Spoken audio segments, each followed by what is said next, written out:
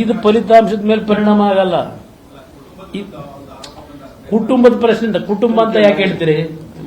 ನಾನು ಇದನ್ನೇ ಕಾಂಗ್ರೆಸ್ ನಾಯಕರಿಗೆ ಹೇಳೋದು, ಕುಟುಂಬ ಅನ್ನೋದನ್ನ ಯಾಕೆ ತರ್ತಾ ಇದ್ದೀರಿ?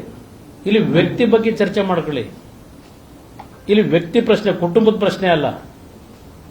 ಇದು ಕಾಂಗ್ರೆಸ್ನವ್ರಿಗೆ ಏನು ಮಹಾನ್ ಭಾವರು ಅವರೆಲ್ಲ ಬಹಳ ದೊಡ್ಡ ಇದರಲ್ಲಿ ಬಂದಿರೋರ, ಇಲ್ಲಿ ಕುಟುಂಬದ ಹೆಸರನ್ನ ಯಾಕೆ ತರ್ತೀರಿ? ದೇವೇಗೌಡರ ಹೆಸರನ್ನ ಯಾಕೆ ತರ್ತೀರಿ?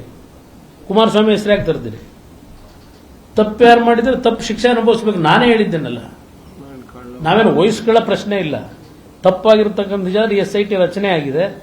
SIT ರಚನೆ ರಿಪೋರ್ಟ್ ಏನು ಕೊಡ್ತಾರೆ, ಅದ್ರ ಮೇಲೆ ತಪ್ಪು ಮಾಡಿದ್ರೆ ತಪ್ಪು ಅನುಭವಿಸ್ಲೇ, ಶಿಕ್ಷೆ ಅನುಭವಿಸಲೇಬೇಕು. ಈಗ ಇಂಥ ವಿಷಯಗಳು ಮುಜುಗರ ನನ್ನೊಬ್ಬನಿಗೆ ಅಲ್ಲ, ಸಮಾಜಕ್ಕೆ ಆಗುತ್ತೆ. ಸಮಾಜಕ್ಕೆ ಮುಜುಗರ ಆಗುತ್ತೆ. ನಾನು ಇದೇ ವಿಷಯದಲ್ಲಿ ಸಹಮತ ಇಲ್ಲ.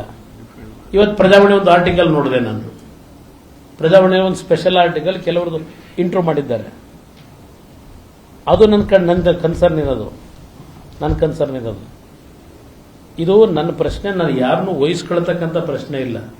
ಯಾರೇ ತಪ್ಪು ಮಾಡಿದ್ರೆ ಅದು ತಪ್ಪೇ. ಹಾಕಿದ್ದಾರೆ, FIRಗಳು ಹಾಕಿದ್ದಾರೆ, ತನಿಖೆ ವರದಿ ಬರಬೇಕಲ್ವೇ?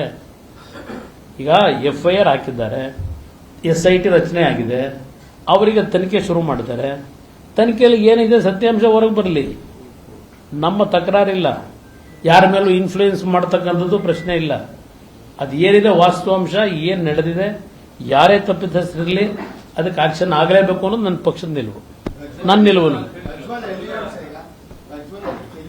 ನಾನು ಕೇಳಿದ್ರೆ ದಿನ ನನ್ ಕೇಳ್ಬಿಟ್ಟು ಹೋಗ್ತಾನ? ನಾನು ಕೇಳಿದ್ರೆ ನಾನೇನು ಹೇಳಲಿ? ಅದು ಸರ್ಕಾರ ಅವ್ರ ತೀರ್ಮಾನ ತಗೊಳ್ತಾರೆ.